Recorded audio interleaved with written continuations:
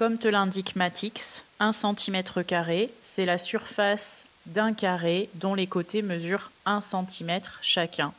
Chercher l'aire d'une figure en centimètres carrés revient à chercher combien de gommettes de 1 cm², donc combien de gommettes carrées mesurant 1 cm par 1 cm il faudrait pour recouvrir cette figure.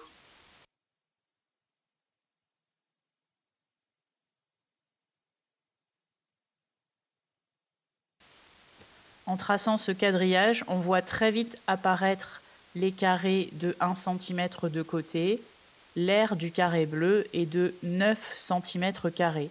Pour représenter le mot carré en mathématiques, on écrit un petit 2 un peu au-dessus de l'unité. À ton tour, trouve l'aire du rectangle vert. N'oublie pas d'écrire l'unité.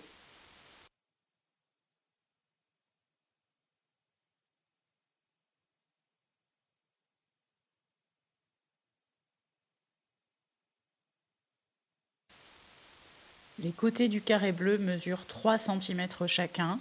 On peut les partager en 3 morceaux de 1 cm chacun.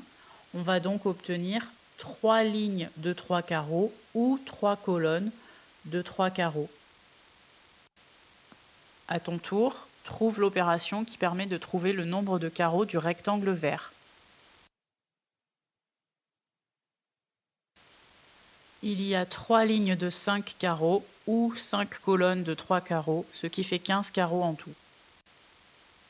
Pour trouver l'aire d'un carré, il faut multiplier la longueur du côté par elle-même. On fait donc côté fois côté. Pour trouver l'aire d'un rectangle, on multiplie la mesure de sa longueur par la mesure de sa largeur.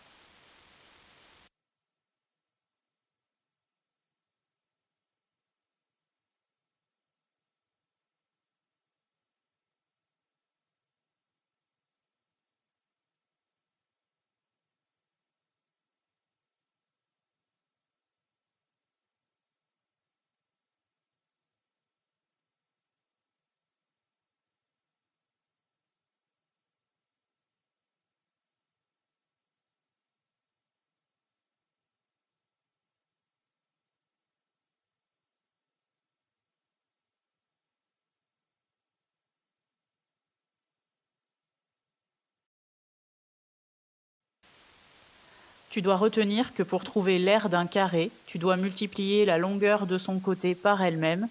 L'aire du carré est égale à côté fois côté. Pour trouver l'aire d'un rectangle, il faut multiplier sa longueur par sa largeur. Attention à ce qu'elle soit bien dans la même unité. Centimètre fois centimètre, mètre fois mètre, décimètre fois décimètre et ainsi de suite. Si ce n'est pas le cas, tu dois transformer une des deux mesures dans l'unité de la seconde.